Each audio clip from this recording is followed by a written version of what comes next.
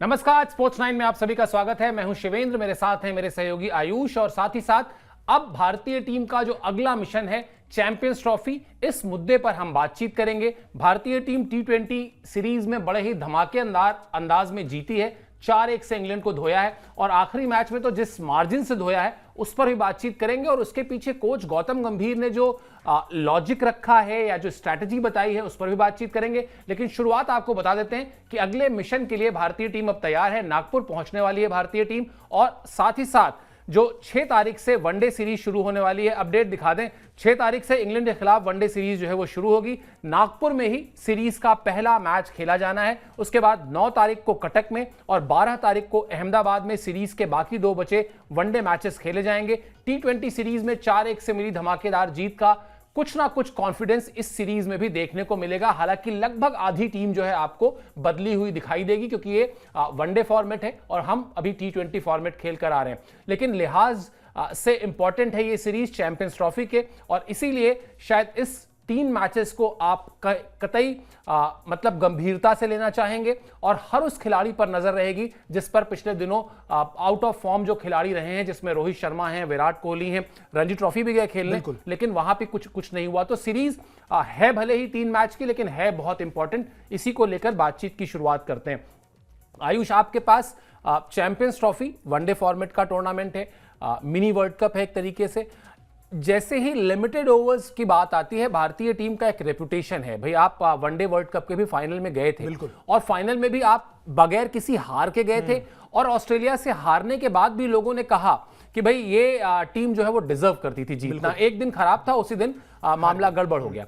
उस लिहाज से अगर देखें, उस साख के लिहाज से अगर देखें, उस रेपुटेशन के लिहाज से देखें तो भले ही 3 मैच की एक छोटी सीरीज है लेकिन है बहुत इंपॉर्टेंट। सर बड़ी इंपॉर्टेंट सीरीज है। लास्ट 3 मैचेस बचे हैं आपके पास चैंपियंस ट्रॉफी में एंटर करने से पहले। मतलब आपने पिछले कई समय में, इनफैक्ट पिछले 1 साल में आपने केवल 3 ओडीआई खेले हैं और अब केवल 3 ओडीआई और खेलेंगे और उसके बाद आप सीधे चैंपियंस ट्रॉफी में एंटर करेंगे। स्थिति तो बहुत अच्छी नहीं है, ऐसा आइडियली तो नहीं होना चाहिए। कम से कम 5, 10, 12, 15 मैचेस आप खेलते ठीक ठाक ट्रॉट में, उसके बाद आप पहुंचते। लेकिन अब क्रिकेट ही इतनी ज्यादा हो रही है कि आप उसमें कुछ नहीं कर सकते हैं। बीसीसीआई का लगभग साल भर का शेड्यूल आ ही जाता है और उसमें पहले ही बताया गया था कि उसके बाद 2024 का जो साल रहेगा हम केवल 3 वनडे खेलेंगे और उसके बाद 2025 के स्टार्टिंग में यानी कि फरवरी के महीने में ही चैंपियंस ट्रॉफी होनी है। बीच में वो तो गनीमत है कि ये 3 वनडे पड़ गए, वरना दिक्कत पड़ सकती थी टीम इंडिया को, क्योंकि जो आपने बात कही सर कि आधी से ज्यादा टीम जो है वो आपको बदली हुई नजर आएगी। सीनियर प्रोज जो है वो वापस आ जाएंगे टीम में और अब सवाल यह है कि इसका फायदा होगा या नहीं होगा। हमारे जो प्लेयर्स यहां से पहुंचे व्हाइट बॉल क्रिकेट में, उनका कॉन्फिडेंस हाई होगा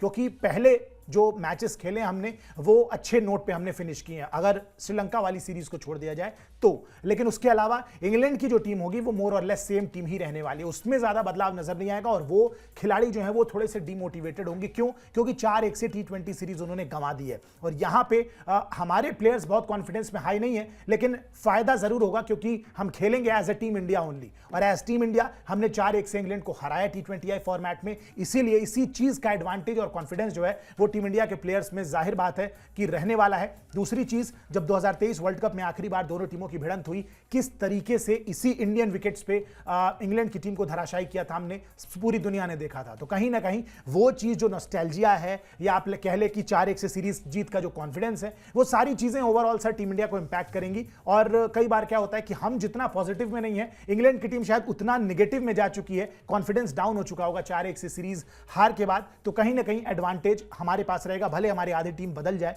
फिर भी एडवांटेज टीम इंडिया रहने वाला है सर। बिल्कुल आयुष, हमारी आधी टीम बदल रही है लेकिन उधर हार का मुंह देखने वाले खिलाड़ी जो हैं वो लगभग वही हैं। बिल्कुल और इस बात का बहुत फर्क पड़ता है कई बार जब आप भले ही एक छोटी ही सीरीज थी, ये ज्यादा लंबी सीरीज नहीं थी उस तरह की, लेकिन जब आप लगातार और हार भी सोचिए।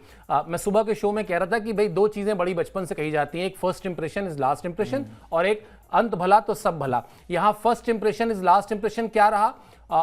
43 गेंद पहले 7 विकेट से भारत ने पहला टी20 जीता था और आखिरी में 150 रन का मार्जिन रहा। 150 रन का मार्जिन मतलब टी20 के फॉर्मेट में तो कई बार टीमें 150 बना ही नहीं पाती। तो इसलिए शायद वो जो पहला और आखिरी मैच जिस तरह से भारतीय टीम ने जीता है, अब बल्कि जब इस तरह के नतीजे आते हैं ना तो लगने लगता है कि वो एक मैच भी जो जीत गई इंग्लैंड की टीम वो फ्लूक ही था, वो तुक्का, वो लग गया, उस वक्त किस्मत थी, जीत गए, वरना शायद वहां पर भी वो मैच उनके हाथ से फिसल सकता था। चलिए, अब हम बार बार ये कह रहे हैं कि आधी टीम बदली हुई है तो उसकी वजह बता देते हैं। आधी टीम भैया बदली इसलिए कि रोहित शर्मा, विराट कोहली, श्रेयस अय्यर, ऋषभ पंत ये सब T20 टीम का हिस्सा नहीं थे। अब ये सब टीम के साथ जुड़ेंगे। नागपुर ऑलरेडी पहुंच चुके हैं। एयरपोर्ट की तस्वीरें हैं, एयरपोर्ट के नागपुर के ही नाम से तस्वीरें भी हैं, वो तस्वीरें भी जरा दिखा दीजिएगा। खबर आपको बता देते हैं, रोहित शर्मा पहले ही नागपुर पहुंच चुके हैं। विराट, ऋषभ पंत, KL राहुल भी नागपुर पहुंचे। श्रेयस अय्यर, शुभमन गिल, यशस्वी जायसवाल भी पहुंच चुके हैं। अब एक बार फिर आपको जो कमान संभालने का काम है वो करेंगे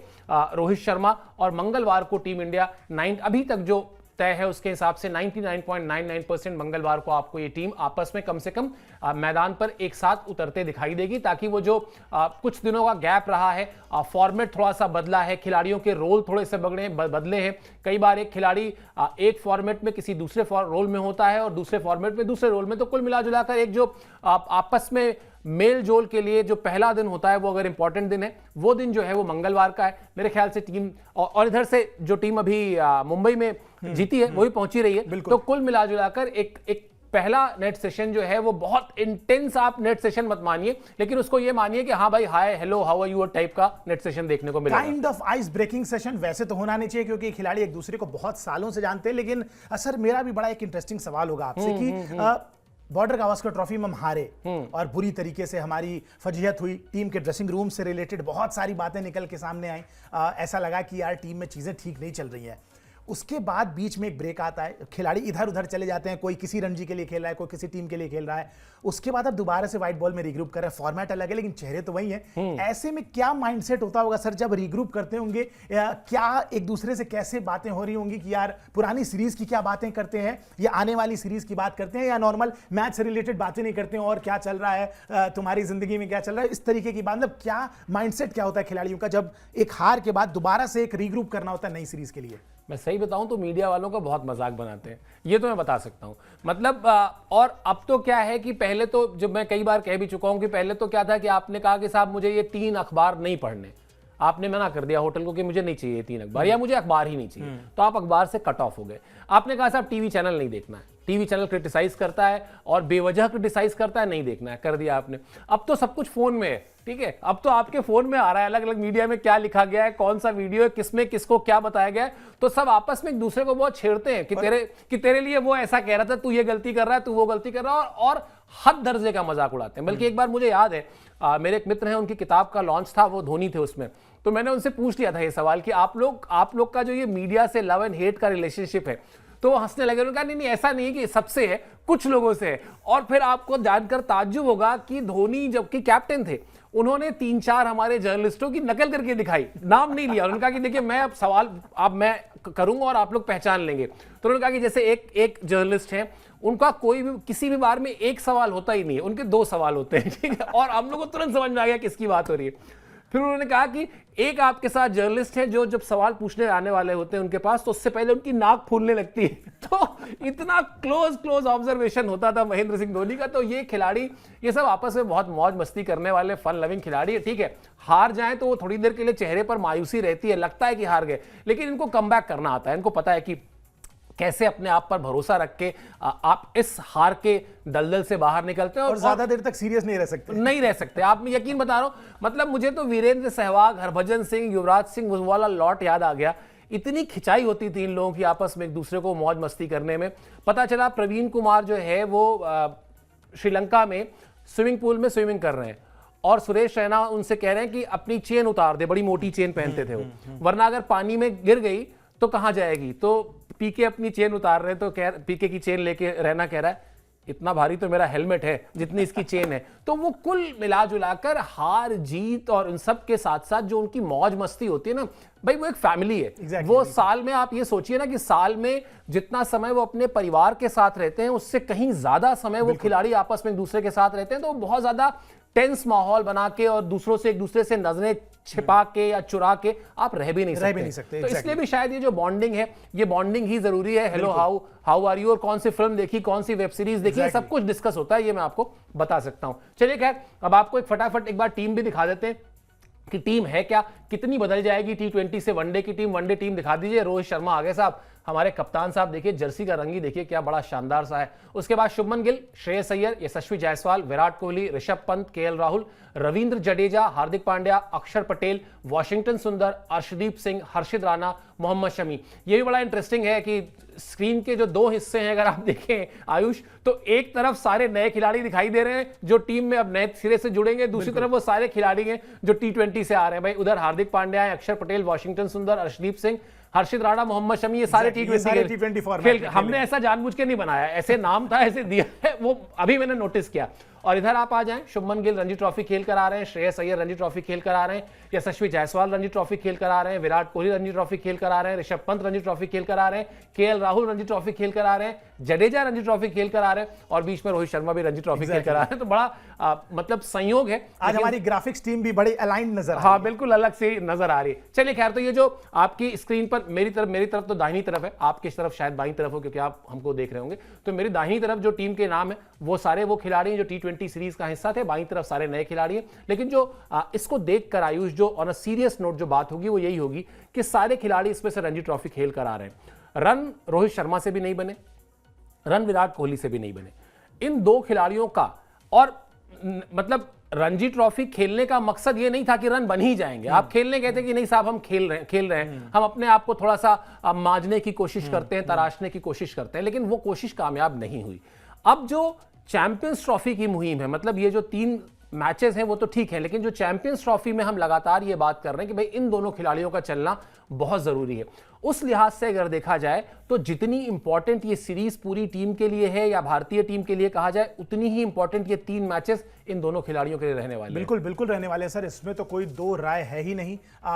शायद you never know, champions trophy के बार बार ये बातें उठ के आ रही हैं कि चैंपियंस ट्रॉफी में जो डिसीजन होगा, टीम इंडिया कहां तक पहुंचती है, जीतते हैं नहीं जीतते हैं, बेसिकली चैंपियंस ट्रॉफी के नतीजे पर इन दोनों खिलाड़ियों का व्हाइट बॉल क्रिकेट में करियर भी, फ्यूचर भी दांव पे लगा हुआ है। यू नेवर नो कि ये इनके लिए आखिरी बायलैटरल सीरीज भी साबित हो सकती है। कहने में बड़ा अजीब सा लगेगा सुनने में आपको, लेकिन शायद ये हो सकता है। इसके बाद चैंपियंस ट्रॉफी खेलनी है, और चैंपियंस ट्रॉफी के बाद अगर आप इनको 2027 वर्ल्ड कप के लिए टीम के स्कीम ऑफ थिंग्स में नहीं देखते हैं, फिर देयर इज नो यूज कि आप इन खिलाड़ियों को लेके कैरी फॉरवर्ड करें। फिर ये केवल सिंगल फॉर्मेट प्लेयर रह जाएंगे। टेस्ट क्रिकेट में जब तक चलते हैं व्हाइट बॉल क्रिकेट से भी इनको हटाया जा सकता है। तो कहीं ना कहीं डिपेंड करता है कि चैंपियंस ट्रॉफी में कैसी रहती है टीम इंडिया की सूरत, कैसी रहती है, किस तरीके का प्रदर्शन रहता है, और उसके लिए इंपॉर्टेंट है इन 2-3 मैचों में इन खिलाड़ियों का प्रदर्शन करना। बड़े इंपॉर्टेंट मैचेस हैं, यहां पे अगर परफॉर्म नहीं करेंगे तो चैंपियंस ट्रॉफी के स्क्वाड में तो आप हैं, लेकिन डाउट, क्वेश्चन मार्क वहां पे लगातार रहेगा। और मैं बार बार कह रहा हूं कि सर बड़ी बेसिक सी बात है, प्रैक्टिस करके अगर आप जाएंगे किसी चीज की तो वहां पे आपको अलग इंपैक्ट देखने को मिलेगा। जब भी टीम इंडिया प्रैक्टिस करके गई है, इसी 2024 वर्ल्ड कप की बात ले लेते हैं, हम लगभग महीने भर पहले पहुंचे थे, हमने खूब सारी प्रैक्टिस की, आपस में मैचेस खेले, इंट्रा मैचेस खेले, इंट्रा स्क्वाड मैचेस खेले, सारी चीजें हुई, उसका रिजल्ट भी आया। कई बार ऐसा हुआ है पिछले दिनों में, पिछले सालों में, जब आईपीएल एकदम से खत्म हुआ, 5 दिन बाद ही हम तुरंत पहुंच गए वर्ल्ड कप खेलने। ना टीम बॉन्डिंग हुई, ना परफॉर्मेंसेज आई, ना व्हाइट बॉल की कोई अलग से हमने एज ए टीम प्रैक्टिस की। सबको ये लगा कि आईपीएल खेल के आ रहे हैं तो उसी माइंडसेट में होंगे, और वहां पे हमें बैकलैश देखने को मिला है सर। T20 फॉर्मेट की अगर बात करें तो वो चीज ना हो, इसके लिए जरूरी है कि टीम बॉन्डिंग बेहतर हो, प्रदर्शन बड़े टूर्नामेंट के पहले अच्छे मोड में, अच्छे रन्स बनाने के बाद जो गेंदबाज हैं वो कुछ विकेट लेके जाएं, एक कॉन्फिडेंस के साथ जब बड़े टूर्नामेंट में एंटर करते हैं तो टीम अलग नजर आती है। और हमने बार बार देखा है, चाहे 2019 के वर्ल्ड कप की बात करें, 2023 वर्ल्ड कप की बात करें, जब टीम के खिलाड़ी जो है फॉर्म में नजर आते हैं तो टीम इंडिया एक नेक्स्ट लेवल की टीम नजर आती है, जो बिल्कुल अनबीटेबल साइड हो जाती है। लेकिन ना वही टीम से जब गलतियां होने लगती हैं तो साफ समझ में आता है कि शायद तैयारियां नहीं हुई थी या 10 चीजें निकल के आती हैं। तो मुझे लगता है कि ये 3 ओडीआई बहुत इंपॉर्टेंट है, ना सिर्फ टीम इंडिया के लिए, इन दोनों खिलाड़ियों के लिए, क्योंकि इनके प्रदर्शन पे बहुत कुछ निर्भर करता है। हमने वर्ल्ड कप 2023 में भी देखा कि ये दोनों जब एक साथ फॉर्म में हो तो क्या कर सकते हैं, और इतने सालों से भी देख रहे हैं कि वन साइडेड कर देते हैं 50 ओवर के, तो ये बेताज बादशाह है दोनों खिलाड़ी। तो इनका चलना बड़ा इंपॉर्टेंट है, और करियर वाइज भी इनके लिए ये 3 मैच बड़े क्रूशियल रहने वाले हैं। बिल्कुल, और क्रूशियल रहने वाले हैं उस खिलाड़ी के लिए भी जो पहले 2 वनडे मैचेस में टीम इंडिया का हिस्सा नहीं है। ये भी खबर वैसे तो पता है आपको, लेकिन रिपीट कर देते हैं, थोड़ा सा आपको समझ में आ जाएगा कहानी क्या है। कहानी है कि जसप्रीत बुमराह को स्क्वाड में रखा गया है चैंपियंस ट्रॉफी के, और इसीलिए उनको तीसरे वनडे की जो टीम है उसमें जगह दी गई है। इंग्लैंड के खिलाफ ये जो 3 वनडे है उसकी टीम 2 हिस्सों में अनाउंस की गई थी। पहले 2 वनडे के लिए टीम अलग है जिसमें हर्षित राणा है, और फिर तीसरे वनडे की टीम में हर्षित राणा को बाहर करके जसप्रीत बुमराह को लाया गया है। कुल मिलाजुला के कोशिश यही की गई है कि अगर तब तक चीजें ठीक हो जाती हैं, तब तक अगर बुमराह को लगता है कि हां अब वो फिट हैं, तो उनको एक मैच कम से कम दिया जाए इंग्लैंड के खिलाफ वनडे फॉर्मेट का, और फिर उसके बाद उनको चैंपियंस ट्रॉफी में लेकर जाया जाए। संभावना इस बात की भी है कि हो सकता है कि वो तीसरा वनडे भी ना खेलें और सीधा चैंपियंस ट्रॉफी में जाएं, और वहां पर भी बांग्लादेश के खिलाफ जो पहला मैच है वो ना खेलें। कुल मिलाजुलाकर प्रयास यही है आयुष कि जितना ज्यादा से ज्यादा, अगर किसी चोट को ठीक करने के लिए एक बुनियादी आवश्यकता है कि आप जरूरत से ज्यादा आराम करें, जितना आपका रूटीन है उसमें मैक्सिमम टाइम आप आराम करें, तो वो कोशिश की गई है कि आपको टीम के साथ तो रखा जाएगा तीसरे मैच में, इसीलिए आपको अनाउंस किया गया और शायद वो आए भी, लेकिन मैच तभी खिलाया जाएगा जब बहुत ज्यादा जरूरत हो और जब बुमराह कॉन्फिडेंट हो। बिल्कुल सर, और बुमराह के साथ तो मतलब वंस इन अ जनरेशन वाले खिलाड़ी हैं, उनके साथ तो एक्सपेरिमेंट करना बिल्कुल ठीक भी नहीं है। मुझे नहीं लगता है एक्सपेरिमेंट करना चाहिए, कोई जल्दबाजी करनी चाहिए। सबको पता है बुमराह कितनी जल्दी पिच को रीड करते हैं, एडजस्ट करते हैं लेंथ को, स्मार्ट बॉलर हैं। हाल फिलहाल बहुत सारी गेंदबाजी की है, इनफैक्ट ज्यादा बॉलिंग करना ही कहीं उनके स्ट्रेस जो बैक में परेशानी हुई थी, बैक स्पैज्म जिसकी बात हो रही है, वो कहीं ज्यादा गेंदबाजी करना ही एक रीजन था शायद कि वो बैक स्पैज्म हो गई। 53 ओवर एक एमसीजी के टेस्ट मैच में उन्होंने कराया था, तो गेंदबाजी अच्छी खासी करा के आ रहे हैं, रिदम में होंगे, और बुमराह पे आप बिल्कुल बैंग ऑन जा सकते हैं कि अगर वो लीग स्टेजेस भी नहीं खेलते हैं चैंपियंस ट्रॉफी का, फिर भी अगर इस बात की श्योरिटी है कि वो नॉकआउट मैचेस में खेल सकते हैं, पूरी तरीके से फिट हैं, तो मुझे लगता है कि उनके साथ जाना चाहिए, और जितना रेस्ट चाहिए प्लीज उतना रेस्ट उनको दीजिए। जो बुमराह को लेके कोई जल्दबाजी नहीं होनी चाहिए। व्हाइट बॉल फॉर्मेट में बहुत बड़े बड़े मैच विनर्स हमारे पास ऑलरेडी हैं, जरूरत पड़े तो आप उनको भी इंक्लूड करिए स्क्वाड में, लेकिन बुमराह के साथ जल्दबाजी नहीं होनी चाहिए। एक बार हम जल्दबाजी कर चुके हैं, उसका खामियाजा हमने बहुत लंबे अरसे तक भुगता, काफी लंबे समय तक बुमराह टीम से बाहर थे, लेकिन अब आपके स्क्वाड में बहुत सारे और लोग हैं, आप उनको ट्राई एंड टेस्ट करिए। बुमराह की जब जरूरत पड़े वहां पे उनको वापस बुलाया जाए, मेरा ये मानना है। कोई जल्दबाजी नहीं होनी चाहिए, जितना समय लगता है उतना समय दें। एनसीए में है, निगरानी में है, बहुत सारे रिपोर्ट्स जाएंगी जो सीधे बीसीसीआई को सौंपी जाएगी कि भाई किस तरीके की अपडेट है, क्या है, उस पर भी अपडेट्स आएंगी जो हम आप तक बिल्कुल साझा करेंगे। लेकिन फिलहाल बुमराह एनसीए में है, ये अच्छी बात है, और जितना वक्त चाहिए उतना उनको लेना चाहिए रेस्ट के लिए, क्योंकि बुमराह बड़े इंपॉर्टेंट है। क्योंकि केवल आईसीसी की चैंपियंस ट्रॉफी नहीं है, अभी आगे और भी बहुत सारे टूर्नामेंट आने वाले बहुत सालों तक, जहां बुमराह की जरूरत हमें बहुत ज्यादा पड़ने वाली है। तो ऐसे बड़े खिलाड़ी के साथ, वंस इन अ जनरेशन वाले गेंदबाज के साथ, तो हम ये रिस्क बिल्कुल भी नहीं लेना चाहेंगे कि दोबारा से उनको इंजरी का रिस्क हो और वो दोबारा से जल्दी प्रॉपर रेस्ट लेके ना पहले मैच खेलने के लिए आ जाए। बिल्कुल, और मुझे लगता है आपको ये एक तरीके से लिबर्टी भी मिली हुई है, क्योंकि जो पिचेस हैं वो स्पिनर फ्रेंडली ज्यादा है। आप चाहें तो बुमराह को एक आध मैच में रेस्ट देना हो तो आप दे भी सकते हैं, 2 मैच में देना चाहें 2 मैच में दे सकते हैं। कोई रश ना करें, उनको पुश ना करें, ताकि कहीं से भी कोई रिस्क जो है वो दोबारा ना आ जाए। चलिए, हम लगातार बात कर रहे हैं आधी टीम इधर आधी टीम उधर, लेकिन कोच साहब एक ही हैं, कोच साहब गौतम गंभीर ही हैं। वो उनके लिए भी ये बड़ा इंपॉर्टेंट सीरीज होगी, क्योंकि श्रीलंका में हार गए थे हम लोग मैचेस, तो वहां से मतलब जब जैसे गावस्कर कहते हैं ना कि जब रन बन रहे हो तो बनाना ही चाहिए, लगातार बनाते रहिए, ताकि जब आपकी फॉर्म खराब हो तो वो रन्स आपके साथ आपको सपोर्ट करें, आपके साथ खड़े हुए दिखाई दें। वैसे ही जब आप जीत रहे हो तो जीत के सिलसिले को जितना लंबा खींच सकते हैं उतना लंबा खींचने का प्रयास करना चाहिए। क्या कहा उन्होंने T20 की, ऐतिहासिक कहना चाहिए, क्योंकि जिस तरह से 150 रन की जीत है, उस जीत के बाद जो गौतम गंभीर ने कहा वो स्टेटमेंट बड़ी कमाल की है। उसमें वो दिखा रहे हैं कि किस तरह का फेयरलेस क्रिकेट भारतीय टीम खेलना चाहती है। हम ज्यादा जोखिम, बड़े नतीजे का खेल खेलना चाहते हैं। खिलाड़ियों ने इसी रणनीति को अपना लिया है। T20 फॉर्मेट में निस्वार्थ भाव से बेखौफ होकर खेलना है। पिछले 6 महीने में इन खिलाड़ियों ने कई बार ऐसा किया है। हम नियमित तौर पर स्कोरबोर्ड पर 250 से 260 रन जोड़ना चाहते हैं। ऐसा करने की कोशिश में ऐसे मैच भी आएंगे जब हम 120-130 पर आउट हो जाएंगे। T20 क्रिकेट यही है, जब तक आप ज्यादा जोखिम लेकर नहीं खेलेंगे तब तक आपको बड़े इनाम नहीं मिलेंगे। इस लिहाज से हम सही रास्ते पर हैं, हम इसी तरह खेलना जारी रखेंगे। हम हार के डर के साथ नहीं खेलने वाले। मैंने तो ट्रांसलेट किया है आयुष, एक्चुअल जो वर्ड है वो है हाई रिस्क हाई रिवॉर्ड, यानी जितना आप रिस्क लेंगे उतना बड़ा आपको इनाम मिलेगा। अब 2020 फॉर्मेट को या कहें कि वनडे फॉर्मेट को अगर T20 का एक्सटेंशन माना जाए, और अगर वो ये कह रहे हैं कि भाई हम T20 में 250-260 रन बनाने को जाएंगे हर मैच में, कोई ये नहीं कि किसी एक स्पेसिफिक मैच में, और उसमें हो सकता है कि एक आध मैच में हम 120-130 पर आ जाएं, लॉजिकल है बात।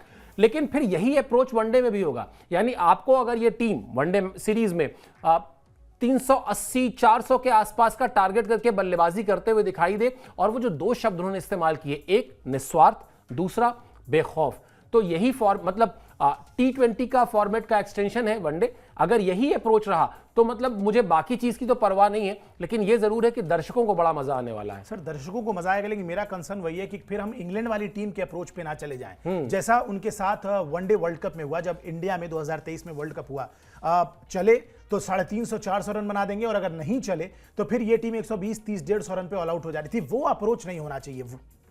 50 ओवर के गेम में सेंसिबिलिटी जरूरी है। आप 50 ओवर के गेम में लगातार पूरे 50 over back to back hard hitting के साथ नहीं जा सकते। वहां भी छोटे छोटे विंडोज आते हैं, सेशंस आते हैं 5 ओवर के, 10 ओवर के, जो आपको जीतने होते हैं। वहां पे टीम इंडिया किस तरीके से किस अप्रोच के साथ जाती है। सीनियर प्लेयर्स हालांकि वहां पे हैं, उनको पता है। रोहित शर्मा जिस तरीके से ओपन कर रहे थे इंटेंट के साथ, उसके बाद विराट कोहली पारी को संभाल रहे थे, श्रेयस अय्यर मिडिल ओवर्स में रन रेट को बढ़ाने का काम कर रहे थे, फिनिश करने के लिए हार्दिक पांड्या है, केएल राहुल है। तो ओवरऑल अगर आप देखें तो प्लेयर सेंसिबल हैं, लेकिन माइंडसेट कहीं इतना ज्यादा अटैकिंग अप्रोच पे ना चला जाए कि हम उस सेंसिबिलिटी को मिस कर जाएं, क्योंकि मिडिल ओवर्स में ही गेम पलटते हैं सर, चाहे T20 हो चाहे वनडे। और 10 से लेकर 40 ओवर के बीच में जितना इंपॉर्टेंट बाउंड्रीज लगाना है, उतना ही इंपॉर्टेंट स्ट्राइक रोटेट करना और विकेट को संभाल के एक छोर बचाए रखना भी है। अगर वो सेंसिबिलिटी मिस आउट हो जाती है और let's say team India 150-200 run पे भी ऑल आउट हो जाती है, तो फिर ये चीजें अच्छी नहीं है। कंसिस्टेंसी एक ऐसी चीज है, मतलब मुझे लगता है कि सर व्हाइट बॉल क्रिकेट में तो मैंने ऑस्ट्रेलिया की टीम को देखा है, जब उनका दौर आया, अग्रेसिव क्रिकेट भी वो खेलते थे, अटैकिंग क्रिकेट खेलते थे। कई दिन होते थे जब वो इतने रन बना देते थे, लेकिन ये भी सेंसिबिलिटी थी कि जब कुछ विकेटें गिरी हैं, कई बार होता था 4-5 विकेटें आपने जल्दी ले ली, नंबर 6-7 के खिलाड़ी आते थे, पार्टनरशिप बिल्ड करते थे, मैच को आगे लेके जाते थे। वो सेंसिबिलिटी मिस नहीं होनी चाहिए, क्योंकि जीत आपको कैसे भी at the end of the day आपको मैच जीतने से मतलब होना चाहिए। इनिशियली अगर आप देख रहे हैं कि वो इंटेंट वाला काम साथ नहीं दे रहा है, तो इतनी सेंसिबिलिटी हो कि भाई पारी को बचा लिया जाए, क्योंकि T20 फॉर्मेट नहीं है कि एक अच्छी पारी से आपका काम बन जाएगा। यहां पे जितना छोटा फॉर्मेट उतना ज्यादा रिस्क आप ले सकते हैं, लेकिन जैसे जैसे फॉर्मेट बड़ा होता है रिवॉर्ड के साथ साथ गलती भी उतनी बड़ी होती जाती है। तो वो मैं बस उस चीज की फिराक में हूं कि कहीं वो बैटिंग कोलैप्सेस जो हमें देखने को नहीं मिलते हैं वनडे फॉर्मेट में, एटलीस्ट वो देखने को ना मिले, क्योंकि टेस्ट के पहले भी इन्होंने कुछ ऐसी बातें कही थी कि ये वो टीम है, हमारे वो प्लेयर हैं जो 2 दिन तक लगातार बैटिंग भी कर सकते हैं और जरूरत पड़ी तो हम एक दिन में 400 रन भी बना सकते हैं। तो भैया 400 रन बनाएं, अच्छी बात है, लेकिन इतनी सेंसिबिलिटी ना खोएं कि वो बैटिंग कोलैप्सेस हमें देखने को मिले। 50 ओवर फॉर्मेट से ठीक एक्सटेंशन है T20 का, लेकिन batting wise, bowling wise, captaincy wise, technique wise मुझे लगता है कि बहुत ज्यादा फर्क है T20 और उसके गेम में। T20 में एक अच्छी पारी आपके 5 विकेटों पे भी हावी हो सकती है, लेकिन वनडे में एक शतक भी लगा दें आप, तब भी आपकी टीम शायद 200, 250, 250 तक ही पहुंचेगी और अगली टीम आराम से 30-40 भी हर खिलाड़ी बनाए तो मैच जीत सकता है। तो मुझे लगता है कि बहुत ज्यादा अवेयरनेस की जरूरत होती है वनडे फॉर्मेट में। द लॉन्गर द फॉर्मेट, उतना ही मैच्योरिटी समझ में आती है कि किस खिलाड़ी में कितनी है। तेज खेलिए, बहुत अच्छी बात है, दर्शकों को बिल्कुल मजा आएगा। हम भी चाहेंगे कि हाई स्कोरिंग मैचेस हो, इंडिया इंग्लैंड सामने है तो जरूर होगा, लेकिन उस चक्कर में सर टीम इंडिया अपने होम क्राउड के सामने बस बैटिंग कोलैप्स वो ना हो, जिसका मुझे डर है। ये नहीं होता है तो बाकी चीजें बिल्कुल फेयर इनफ बहुत सॉर्टेड नजर आएंगी, क्योंकि ऑस्ट्रेलिया से हमें सीखना चाहिए कि कितना कम वो हारते थे और उसी मतलब टोन पे हमें चलना चाहिए, क्योंकि जो हमारी टीम है, मुझे लगता है कि सर ये ऐसी टीम बड़े सालों के बाद आई है और ऐसी टीम को हराना बहुत मुश्किल है। अगर हम खुद गलतियां ना करें तो हमें कोई नहीं हरा सकता, वनडे फॉर्मेट में स्पेशली। बिल्कुल आयुष, मतलब कुल मिलाजुलाकर कहानी है कि कहीं किसी क्रूशियल मैच में अगर आप वो 120-130 पर आउट हो गए तो वो क्रूशियल मैच तो हाथ से निकल गया। अगर वो किसी टूर्नामेंट का नॉकआउट मैच है तो यहां थोड़ा सा आपको बेहतर करना होगा। लेकिन मैं क्यों इस हाई रिस्क हाई रिवॉर्ड पर क्यों हमने शो में लिया, सूर्य कुमार यादव का बयान दिखाते हैं आपको। वो उन्होंने भी 4-1 से सीरीज जीती है, T20 टीम के कप्तान है। ये हाई रिस्क हाई रिवॉर्ड कहीं ना कहीं भारतीय टीम में इस वक्त घूम रहा है, और वो बयान जो सूर्या का है, जो भी हम आपको दिखाएंगे, उसमें भी उन्होंने इस शब्द का इस्तेमाल किया। मैदान में हमेशा सहज रहना होता है, दिल को सुनना होता है। जिस गेंदबाज को देखकर लगता है कि वो विकेट ले सकता है, उसे गेंद देनी होती है। हमने आपस में यही तय भी किया था। ये 4-1 से सीरीज जीतने के बाद की बात है। हम इसी तरह का क्रिकेट खेलना चाहते हैं। ये बड़े जोखिम या बड़े नतीजे हासिल करने वाला तरीका है, यानी ये हाई रिस्क, अंत में हमें नतीजे भी मिल रहे हैं। मैं अभिषेक के परिवार के लिए बहुत खुश हूं।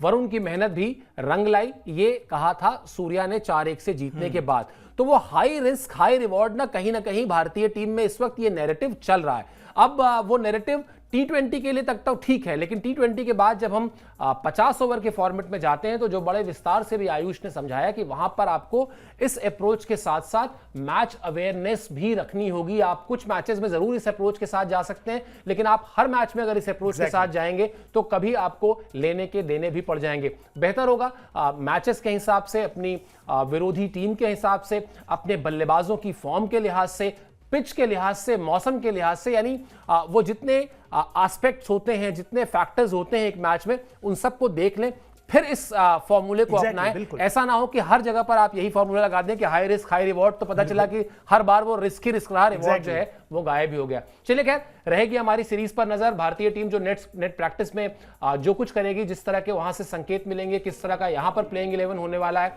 ये सब कुछ लेकर अगले शोज में हम आपके लिए हाजिर होंगे। इस शो में इतना ही। आप स्पोर्ट्स 9 को सब्सक्राइब कर लीजिए। अभी के लिए मुझे और आयुष को दीजिए इजाजत। आप हमसे जुड़े इसके लिए बहुत बहुत शुक्रिया और आभार।